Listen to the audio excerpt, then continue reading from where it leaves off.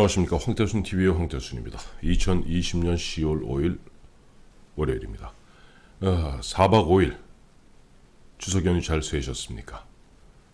여러분, 갑자기 보면 문재인 대통령 나오니까 갑자기 보면 뭐 채널을 돌리시려는 분이 있는 것 같은데 아무리 좀 역겹더라도 참으십시오. 이것은 뭐냐니까 2017년 2월에 당시 SBS가 당시 후보 검증 토론회를 가졌습니다. 그때 앵커가 이렇게 묻고 있죠. 대통령이 된 이후에 국민들이 모여서 문재인 퇴진을 요구한다면 어떻게 하시겠습니까? 문재인 후보님. 그때 문재인 대통령 후보의 답은 이겁니다. 광화문 광장으로 나가겠습니다. 시민들 앞에 서서 끝장 토론이라도 하고 설득하는 노력을 기울이겠습니다. 한번 보십시오. 이건 SBS 당시 자막을 딴 건데요. 이 돼 있죠. 저는 광화문 광장에 나가겠습니다. 그렇습니다. 뭐 아시겠습니다만 문재인 대통령 하도 자신이 지켰던 말을 안 지켰기 때문에 뭐 국민들은 뭐 전혀 새롭지 않다고 생각할는지 모르겠습니다만 지난 10월 3일이죠. 개천절 당시 광화문은 완벽하게 봉쇄되었습니다. 언필칭 코로나 계엄령이라고 하죠. 광화문에 모여서 또 문재인 퇴진을 요구하고 추미애의 퇴진을 요구하고 조국 구속, 지난해는 조국 구속을 얘기했죠. 그런 어떻게 보면 국민의 분노가 치솟아 오를까 걱정한 탓인지 경찰을 갖다 무려 180개 중대 11,000명의 경찰을 동원했습니다. 그래서 광화문 광장 갖다가 뺑 돌아 4km 심리를 갖다가 차벽, 그러니까 이 전경 차들 있지 않습니까? 버스 한 대 보통 보면 40명, 30명 정도 타죠. 그 버스를 갖다 쫙 그 일개 소대가 타는 버스를 갖다가 4km에 걸쳐서 광화문 일대를 완벽하게 봉쇄해서 광화문 광장을 텅 비워놓고 드디어 코로나 방역에 성공했다고, K 방역에 성공했다고 자화자찬을 하고 있습니다. 그날은 뭐 제가 황태순 TV를 통해서 말씀드렸습니다만 그날 제가 성수대교를 건너서 이쪽 강남 쪽으로 이제 사무실 스튜디오 쪽으로 오는데 보니까 12시경인데 강남에서 강북으로 가는 그 성수대교를 끊었더라고요. 끊어갖고 차로서 이 경찰 페트롤카로 이렇게 깔때기 모양을 만들어서 차를 한 대 한 대씩 지나가게 하면서 일일이 검문하고 있었습니다. 그 외에도 서울 시내 90개 검문소, 광화문 인근에 90개 검문소를 설치해서 지나가는 시민들을 갖다가 불심 검문, 이 불심 검문 자체가 사실은 법 위반입니다. 법 위반입니다. 그거 정확히 아셔야 됩니다. 그야말로 홍준표 의원의 이야기대로 50 시절에나 볼법했던 50 시절, 그것도 5.18 직후죠. 5.18 직후에 한 두어 달 동안 그랬습니다.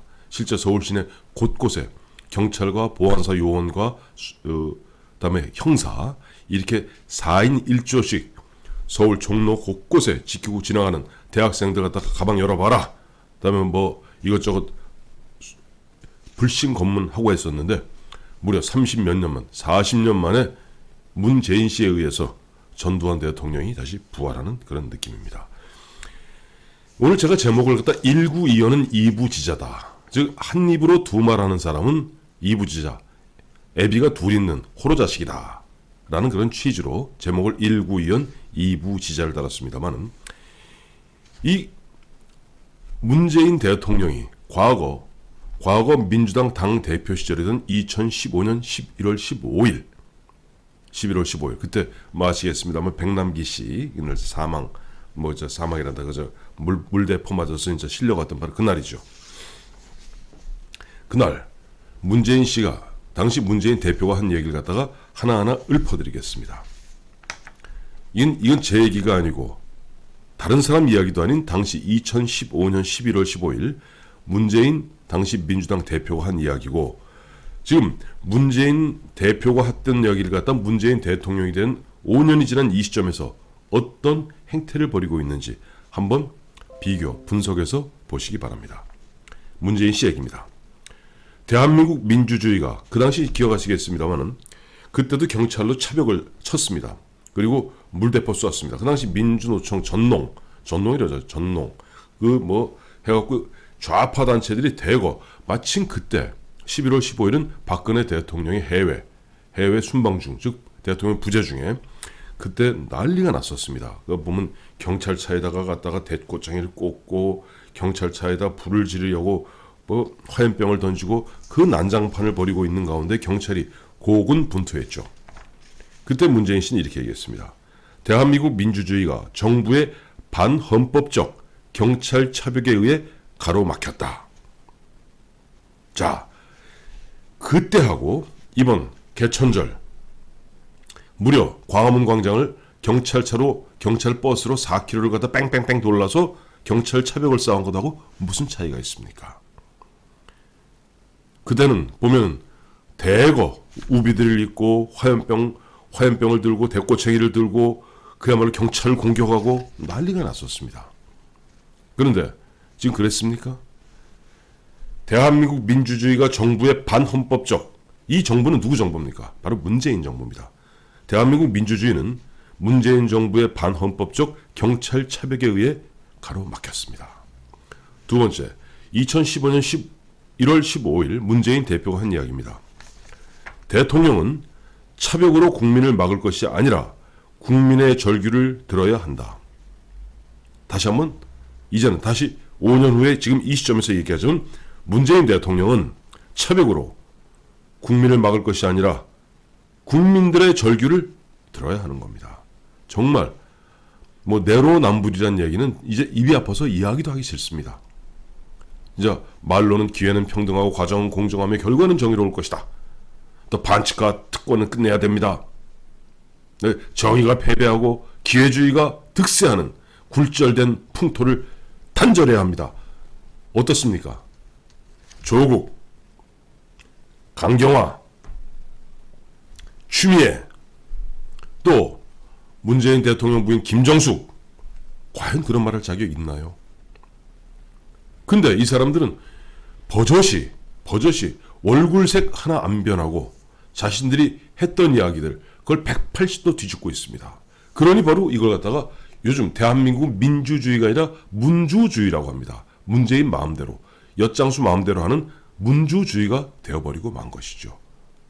우리 애청자 여러분, 또 제 연배쯤 되시는 분들은 다 느끼시겠습니다만 저희가 대학 시절 또 사회 초년생으로서 활동하던 그 시절, 즉 박정희 대통령의 긴급조치, 유신 말기에 그 엄혹했던 순간, 전두환 대통령 초기 50 시절에 그 초기에 백골단이 설쳤던 바로 그 순간하고 지금하고 다를 게 뭐가 있습니까? 오히려 그때보다 더 후퇴했죠. 그때는 미안한 줄은 알았습니다. 이 사람들 미안한 줄 모릅니다. 진짜 반칙과 특권을 갖다가 자기 멋대로 저지르면서 우리는 너희와 달라. 너희들은 우리가 지배계층이고 너희는 피지배계층이니까 피지배계층은 그냥 그렇게 살아.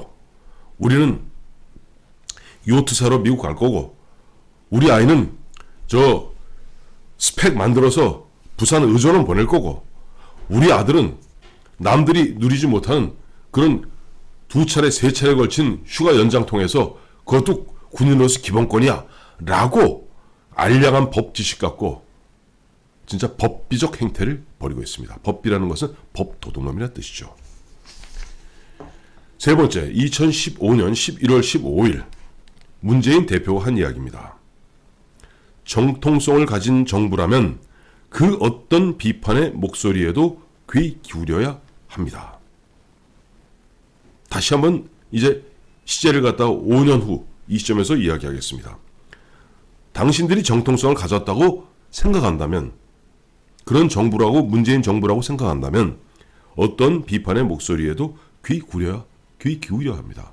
그런데 조그마한 반대의 목소리도 가짜뉴스로 매도하고 조그마한 비판의 목소리 내는 언론사에도 보면 툭 하면 민사소송한다, 법적 조치 강구한다, 입을 틀어막고 있지 않습니까? 그리고 뭐 제가 산 증인입니다만은 예전 종편에서 방송에서 자신들에게 쓴소리했던 사람들 어떤 형태로든지 보이지 않는 보이지 않는 손이 아니라 보이지 않는 칼입니다. 보이지 않는 블랙리스트 만들어서 다 배척하지 않았습니까? 그래놓고도 민주주의를 함부로 얘기할 수 있습니까?